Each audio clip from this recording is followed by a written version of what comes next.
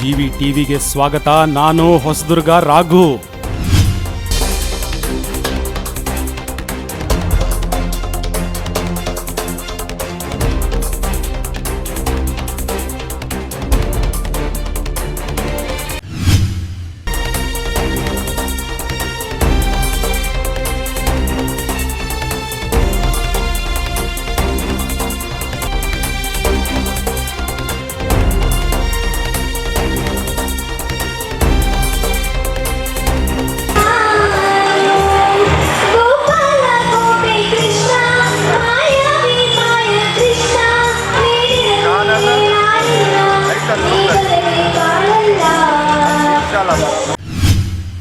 ರಾಷ್ಟ್ರದ ಉದ್ದಗಲಕ್ಕೂ ಕೂಡ ತನ್ನದೇ ಆಗಿರ್ತಕ್ಕಂಥ ವಿದ್ಯಾರ್ಥಿ ವೃಂದವನ್ನು ಇಲ್ಲಿ ಓದಿರ್ತಕ್ಕಂಥವ್ರು ದೊಡ್ಡ ದೊಡ್ಡ ಮಹಾನ್ ವ್ಯಕ್ತಿಗಳಾಗಿರ್ತಕ್ಕಂಥದ್ದನ್ನು ನಾವಿಲ್ಲಿ ನೆನಪು ಮಾಡ್ಕೊಳ್ಬೇಕಾಗುತ್ತೆ. ಈ ರಾಷ್ಟ್ರದ ರಾಷ್ಟ್ರ ನಾಯಕರಾಗಿರ್ತಕ್ಕಂಥ ಸನ್ಮಾನ್ಯ ನಿಜಲಿಂಗಪ್ಪನವರು ಈ ಒಂದು ನಮ್ಮ ಕಾಲೇಜಿನಲ್ಲಿ ಓದಿದಂಥ ವಿದ್ಯಾರ್ಥಿ ಅನ್ನೋದಕ್ಕೆ ಬಹಳ ಹೆಮ್ಮೆ ಪಡಬೇಕಾದಂಥ ವಿಚಾರ. ಅಷ್ಟೇ ಅಲ್ಲದೆ ದೊಡ್ಡ ದೊಡ್ಡ IAS ಅಧಿಕಾರಿಗಳು, KS ಅಧಿಕಾರಿಗಳು, ಉಪನ್ಯಾಸಕರಿಂದ ವಿವಿಧ ಇಲಾಖೆಗಳಲ್ಲಿ ಸಾಮಾಜಿಕ ಸೇವೆಗಳಲ್ಲಿ ತಮ್ಮದೇ ಆಗಿರ್ತಕ್ಕಂಥ ಛಾಪನ್ನು ಮೂಡಿಸಿರ್ತಕ್ಕಂಥದ್ದು ಈ ಒಂದು ಭಾರತೀಯ ಸರ್ಕಾರಿ ಪದವಿ ಪೂರ್ವ ಕಾಲೇಜು ಅಂತ ಹೇಳೋದಕ್ಕೆ ನಾನಾದರೂ ಇಚ್ಛೆ ಪಡ್ತೀನಿ. ನೀವೆಲ್ಲರೂ ಕೂಡ ನಿಮ್ಮದೇ ಆಗಿರ್ತಕ್ಕಂಥ ಒಂದು ಲೋಕದಲ್ಲಿದ್ದೀರ. ಯಾಕೆಂದರೆ ಬೆಳಗ್ಗಿಂದ ನಿಮ್ಮ ಸಡಗರ, ಸಂತೋಷ ಇದೆಲ್ಲವನ್ನು ನೋಡ್ತಾ ಇದ್ದರೆ ಇದು ಅತ್ಯಂತ ನಿಮ್ಮ ಜೀವನದಲ್ಲಿ ಮರೆಯಲಾರದಿರ್ತಕ್ಕಂಥ ಒಂದು ಅವಿಸ್ಮರಣೀಯ ದಿನ ಆಗ್ತಕ್ಕಂಥದ್ದನ್ನು ನಾನು ಹೇಳ್ತೀನಿ. ಅತ್ಯಂತ ಪ್ರೀತಿಯ ಮೇಷ್ಟ್ರು, ಸುಮಾರು 34 ವರ್ಷಗಳ ಕಾಲ ಕನ್ನಡ ಪ್ರಾಧ್ಯಾಪಕರಾಗಿ ಹರಿಹರದಲ್ಲಿ ಕೆಲಸ ಮಾಡಿದಂಥವರು, ಜೊತೆಗೆ ಹಲವಾರು ಕೃತಿಗಳನ್ನು ಕೂಡ ಇವರು ರಚನೆ ಮಾಡಿದರೆ. ಅಂಬೇಡ್ಕರ್ ಮತ್ತು ಹೋರಾಟ ನಡೆಸಿದರೆ. ಸಾಮಾಜಿಕ ನ್ಯಾಯಪರವಾದ ಕೆಲವು ಸಂಘಟನೆಗಳು, ಕಾರ್ಮಿಕ ಸಂಘಟನೆಗಳು, ವಿದ್ಯಾರ್ಥಿ ಸಂಘಟನೆಗಳು, ಮಹಿಳಾ ಸಂಘಟನೆಗಳು ಹಾಗೂ ಅಹಿಂದ ಹೋರಾಟಗಳಲ್ಲಿ ಭಾಗಿಯಾಗಿದ್ದಾರೆ. ಇನ್ನೂ ಹಲವಾರು ಸಂಘಟನೆಗಳು ಭಾಗಿಯಾಗಿ ಇವರ ಶೈಕ್ಷಣಿಕ ಸೇವೆ ಸ್ನಾತಕ ಪದವಿ ಪರೀಕ್ಷಾ ಮಂಡಳಿ, ಅಧ್ಯಯನ ಮಂಡಳಿ ಸದಸ್ಯರಾಗಿ ಕೆಲಸ ಮಾಡಿದರೆ. ಸ್ನಾತಕೋತ್ತರ ಪದವಿಯ ಕನ್ನಡ ಪರೀಕ್ಷಾ ಮಂಡಳಿಯಲ್ಲಿ ಕೆಲಸ ಮಾಡಿದರೆ. ಕುವೆಂಪು ವಿಶ್ವವಿದ್ಯಾಲಯದ ಸ್ನಾತಕ ಪದವಿ ಕನ್ನಡ ಮಂಡಳಿಯ ಸದಸ್ಯರಾಗಿ ಕೆಲಸ ಮಾಡಿದರೆ. ಕುವೆಂಪು ವಿಶ್ವವಿದ್ಯಾಲಯದ ಸ್ನಾತಕ ಪದವಿ ಕನ್ನಡ ಪಠ್ಯ ಪುಸ್ತಕ ರಚನಾ ಸಮಿತಿಯ ಸದಸ್ಯರಾಗಿ ಕೆಲಸ ಮಾಡಿದರೆ. ದಾವಣಗೆರೆ ವಿಶ್ವವಿದ್ಯಾಲಯದ ಸ್ನಾತಕ ಪದವಿಯ ಕನ್ನಡ ಪುಸ್ತಕ ರಚನಾ ಸಮಿತಿಯ ಸದಸ್ಯರಾಗಿ, ದಾವಣಗೆರೆ ವಿಶ್ವವಿದ್ಯಾಲಯದ ಕನ್ನಡ ಪರೀಕ್ಷಾ ಮಂಡಳಿಯ ಅಧ್ಯಕ್ಷರಾಗಿ, ಸಹ್ಯಾದ್ರಿ ವಿಜ್ಞಾನ ಮಹಾವಿದ್ಯಾಲಯ ಶಿವಮೊಗ್ಗ ಇಲ್ಲಿ ಕನ್ನಡ ಪರೀಕ್ಷಾ ಮಂಡಳಿಯ ಸದಸ್ಯರಾಗಿ, ಕನ್ನಡ ಅಭಿವೃದ್ಧಿ ಪ್ರಾಧಿಕಾರ ಸದಸ್ಯರಾಗಿ, ಮಾನವ ಬಂಧುತ್ವ ವೇದಿಕೆ ರಾಜ್ಯ ಸಂಚಾಲಕರಾಗಿ, 7 ವರ್ಷಗಳ ಕಾಲ ಸ್ನಾತಕ ಅಧ್ಯಯನ ಕೇಂದ್ರದ ಸಂಚಾಲಕರಾಗಿ, ಕನ್ನಡ ಅಧ್ಯಯನ ವಿಭಾಗದ ಮುಖ್ಯಸ್ಥರಾಗಿ, SC/ST ರೆಮಿಡಿಯಲ್ ಕೋಚಿಂಗ್ ಸೆಂಟರ್ ಸಂಚಾಲಕರಾಗಿ, SC/ST ಸೆಲ್ ಸಂಚಾಲಕರಾಗಿ, SJVP ಮಹಾವಿದ್ಯಾಲಯದಲ್ಲಿ ಪ್ರಾಚಾರ್ಯರಾಗಿ, SJVP ಮಹಾವಿದ್ಯಾಲಯದಲ್ಲಿ ಆರ್ಥಿಕ ಯೋಜನೆಗಳ ಗೌರವ ಸಲಹೆಗಾರರಾಗಿ, SJVP ಹೀಗೆ ಹೇಳ್ತಾ ಹೋದರೆ ಅವರ ಸಾಧನೆ ಪಟ್ಟಿ ಬೆಳೀತಾ ಹೋಗುತ್ತೆ. ವಿದ್ಯಾರ್ಥಿಗಳೇ, ರಾಮಚಂದ್ರಪ್ಪ ಅವರು ಈಗ ಮಾನವ ಬಂಧುತ್ವ ವೇದಿಕೆಯಲ್ಲಿ ರಾಜ್ಯ ಸಂಚಾಲಕ ಸೇವೆ ಸಲ್ಲಿಸ್ತಾ ಇದ್ದಾರೆ. ಜೊತೆಗೆ ಕನ್ನಡ ಅಭಿವೃದ್ಧಿ ಪ್ರಾಧಿಕಾರದ ರಾಜ್ಯ ಸದಸ್ಯರಾಗಿ ಕೆಲಸ ಮಾಡ್ತಿದ್ದಾರೆ. ಈಗ ಸದ್ಯ ದಾವಣಗೆರೆ ವಾಸ ಮಾಡ್ತಿದ್ದಾರೆ. ಮೈತ್ರಿ ವನ ಅಂತ ಕರ್ನಾಟಕದಲ್ಲಿ ದಲಿತ ಸಂಘರ್ಷ ಸಂಸ್ಥೆಯಲ್ಲಿ ಕಟ್ಟಿದಂತಹ B. ಕೃಷ್ಣಪ್ಪ ಅವರ ಮೈತ್ರಿ ವನ ಅಂತ ಹರಿಹರದಲ್ಲಿದೆ. ಅಲ್ಲಿ ಪ್ರತಿದಿನ, ಪ್ರತಿ ವಾರ, ಪ್ರತಿ ತಿಂಗಳು ಹಲವಾರು ಕಾರ್ಯಕ್ರಮಗಳನ್ನು ಆಯೋಜನೆ ಮಾಡ್ತಾರೆ. ಅಂಥವರು ನಮ್ಮ ಕಾರ್ಯಕ್ರಮಕ್ಕೆ ಬಂದಿರುವಂಥದ್ದು ನಿಜವಾಗಲೂ ಕೂಡ ಬಹಳ ಸಂತೋಷ. ನೀವು ನಂಬ್ರಿ ಬಿಡ್ರಿ, ಇವತ್ತು 2 ದಿನ ಮೈತ್ರಿ ವನದಲ್ಲಿ ಒಂದು ಕಾರ್ಯಕ್ರಮ ಇದೆ.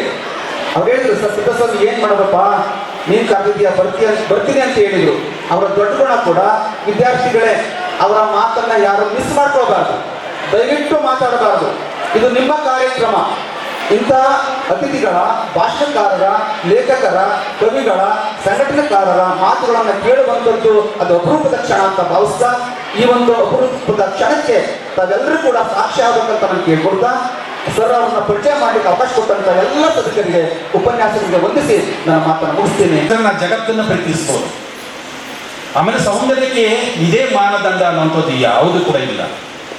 ನಾವು ಏನು ಸೌಂದರ್ಯಕ್ಕಾಗಿ ನೀವು ಬಳಸುವ ಕಾಸ್ಮೆಟಿಕ್ಸ್ ಇದಾವಲ್ಲ, ಕೆಲವು ನೋಡ್ತಿದ್ದೀವಿ ನಾವು, ಕೆಲವು ಸೋಪ್ಗಳು ನೋಡ್ತೀವಿ. ಅವಳು ಸೋಪ್ ಬಳಸುವಂಥವಳು ಅವಳು ಅಮ್ಮ ಅನ್ನೋದು ಗೊತ್ತಾಗೋದಿಲ್ಲ.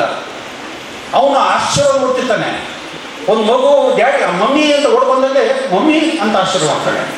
ನೀವು ಆ ಸೋಪನ್ನು ದಿನಕ್ಕೆ 10 ಸರಿ ಸ್ನಾನ ಮಾಡಿರಿ, ನಾವು ಹಂಗಾಗಲ್ಲ.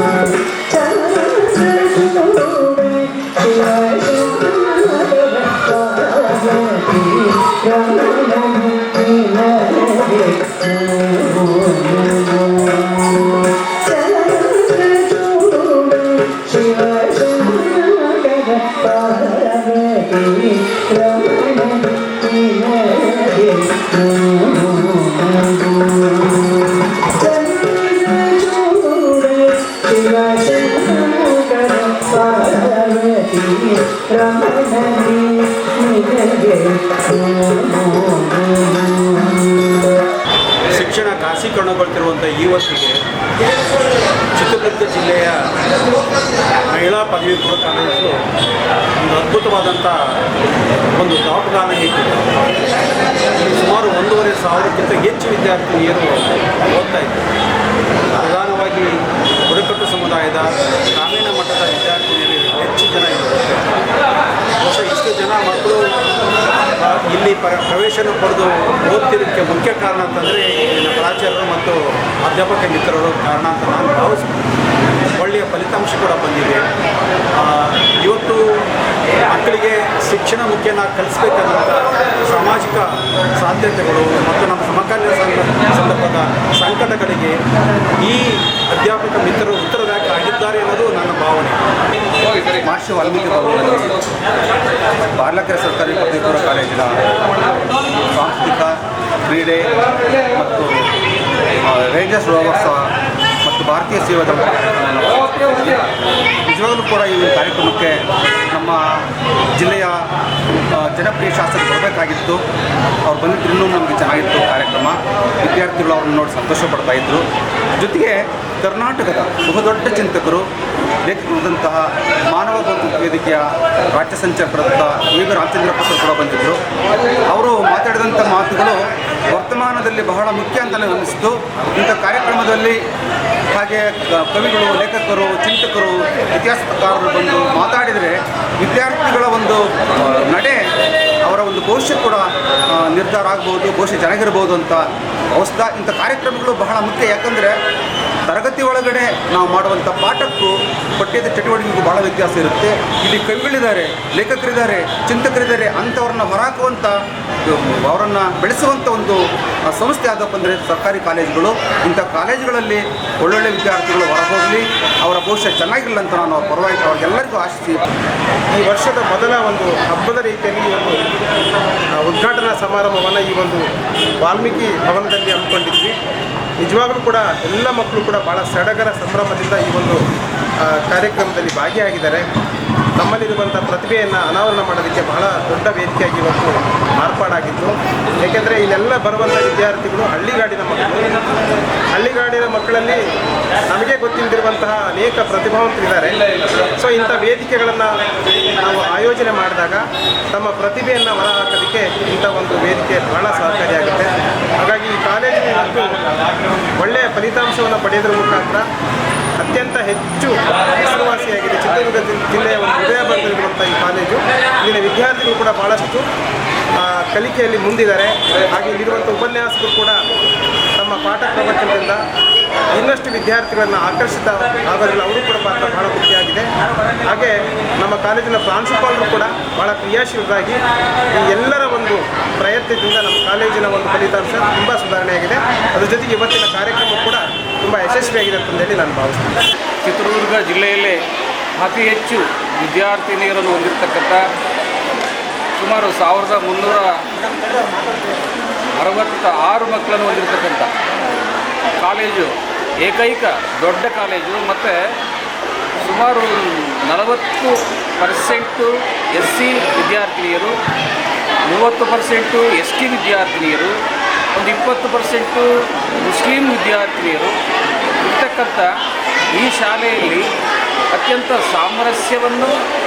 ಸಾಮರಸ್ಯದಿಂದ ಕೆಲಸ ಮಾಡುವಂಥ ಉಪನ್ಯಾಸಕರು, ಉತ್ತಮ ಬೋಧನೆ ಮಾಡುವಂತಹ ಉಪನ್ಯಾಸಕರಿದ್ದು ಒಂದು ಈ ವರ್ಷದಲ್ಲಿ ಅತ್ಯುತ್ತಮವಾಗಿರ್ತಕ್ಕಂಥ ಒಂದು 65% ಫಲಿತಾಂಶ ಅಂದರೆ ವಿಜ್ಞಾನ ವಿಭಾಗದಲ್ಲಿ 64%, ಕಾಮರ್ಸ್ ವಿಭಾಗದಲ್ಲಿ 74%, ಒಂದು ಆರ್ಟ್ಸ್ ವಿಭಾಗದಲ್ಲಿ 60% ಫಲಿತಾಂಶ ಬಂದಿದ್ದು, ಮುಂದಿನ ದಿನಗಳಲ್ಲಿ ಈ ಒಂದು ವಿದ್ಯಾಲಯಕ್ಕೆ ಉಪನ್ಯಾಸಕರು ಮತ್ತು ವಿದ್ಯಾರ್ಥಿನಿಯರು ಮತ್ತು ವಿದ್ಯಾರ್ಥಿನಿಯರ ಪೋಷಕರು ಮತ್ತು ನಾನು ಪ್ರಾಂಶುಪಾಲ ಎಲ್ಲರೂ ಒಟ್ಟಿಗೆ ಸೇರಿ ಒಂದು ಮುತುವರ್ಜಿಯಿಂದ ವಿದ್ಯಾರ್ಥಿನಿಯರ ಶ್ರೇಯೋಭಿವೃದ್ಧಿಗಾಗಿ, ಅವರ ಭವಿಷ್ಯಕ್ಕಾಗಿ ಒಂದು ಉತ್ತಮವಾದ ಕೆಲಸವನ್ನು ಮಾಡಿದ್ದೇ ಆದರೆ ಖಂಡಿತವಾಗಲೂ ಒಂದು ಉತ್ತಮ ಫಲಿತಾಂಶ ಬರುತ್ತೆ.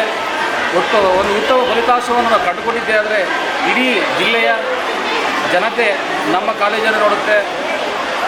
ಈ ಕಾಲೇಜಿನ ಈ ಒಂದು ಸಾಧನೆಯನ್ನು ಕಂಡರೆ ಸರ್ಕಾರದಿಂದ ಬರುವಂಥ ಎಲ್ಲ ಸವಲತ್ತುಗಳು ಸಹ ಮತ್ತು ಇನ್ನು ಹೆಚ್ಚಿನ ರೀತಿಯಲ್ಲಿ ನಮ್ಮ ಕಾಲೇಜಿಗೆ ಸಿಗ್ತವೆ. ಈ ನಿಟ್ಟಿನಲ್ಲಿ ನೀವು ಎಲ್ಲರೂ ಸಹ ಒಂದು ಉತ್ತಮವಾದ ಕೆಲಸವನ್ನು ಈ ಕಾಲೇಜಿಗಾಗಿ, ಅದು ಬಡ ವಿದ್ಯಾರ್ಥಿನಿಯರ ಕಾಲೇಜಿಗಾಗಿ ಕೆಲಸವನ್ನು ಮಾಡಬೇಕಂತೇಳಿ ನಾನು ಎಲ್ಲರಲ್ಲಿ ಮನವಿ ಮಾಡಿಕೊಳ್ತಾ ನನ್ನ 2 ಮಾತನ್ನು ಮುಗಿಸ್ತೇನೆ. ಎಲ್ಲರಿಗೂ ನಮಸ್ಕಾರ. ನನ್ನ ಹೆಸರು ರೇಖಾ. ನಾನು ಸೆಕೆಂಡ್ PUC ಕಲಾ ವಿಭಾಗದಲ್ಲಿ ಓದ್ತಾ ಇದ್ದೀನಿ. ಈ ವರ್ಷ ಮೊದಲನೇದಾಗಿ ವಾಲ್ಮೀಕಿ ಭವನದಲ್ಲಿ ಸಾಂಸ್ಕೃತಿಕ ಕಾರ್ಯಕ್ರಮವನ್ನು ಹಮ್ಮಿಕೊಂಡಿದ್ದೇವೆ. ನಮ್ಮಲ್ಲಿನ ಕಲೆ, ನಮ್ಮ ಕಾಲೇಜಿನ ಪ್ರತಿಭೆ ಅದೆಲ್ಲ ಇಲ್ಲಿ ಅನಾವರಣ ಮಾಡ್ತಿದ್ದೀವಿ. ಹಾಗಾಗಿ ನಾವು ಕಲಿಕೆಯಲ್ಲಿ ಎಲ್ಲರೂ ವಿದ್ಯಾರ್ಥಿನಿಯರು ಎಲ್ಲರೂ ಮುಂದಿದ್ದಾರೆ. ನಾವಿನ್ನೂ ಹೆಚ್ಚಿನದಾಗಿ ಫಲಿತಾಂಶ ಮಾಡ್ಕೊಂತೇಳಿ ನನ್ನ ಮಾತು ಮುಗಿಸ್ತೀನಿ. ನಮಸ್ಕಾರ. ನನ್ನ ಹೆಸರು ಸಂಜನಾ. ನಾನು ಜೂನಿಯರ್ ಕಾಲೇಜಲ್ಲಿ ಚಿತ್ರದುರ್ಗ ಫಸ್ಟ್ ಇಯರ್ ಎಜುಕೇಷನ್ ಮಾಡ್ತಿದ್ದೀನಿ. ಇವತ್ತು ನಮ್ಮ ಕಾಲೇಜಲ್ಲಿ ಒಂದು ಫಂಕ್ಷನ್ ನಡೀತಿದೆ, ಫ್ರೆಶರ್ ಪಾರ್ಟಿ ಅಂತಂದು. ತುಂಬ ಡ್ಯಾನ್ಸು, ಸಾಂಗ್ಸು ಎಲ್ಲ ಚೆನ್ನಾಗಿ ಮಾಡ್ತಿದ್ದಾರೆ. ಹೀಗೆ ಮುಂದುವರಿಲಿ ಅಂತ ನಾವು ಕೇಳ್ಕೊತೀವಿ. ಈ ಥರ ಪ್ರೋಗ್ರಾಮ್ಸು ನಡೆದ್ರೆ ವಿದ್ಯಾರ್ಥಿಗಳು ಪ್ರತಿಭೆನೂ ಹೊರಗಡೆ ಬರುತ್ತೆ ಅಂತ ಹೇಳ್ಕೊಂಡಿದ್ದೆ.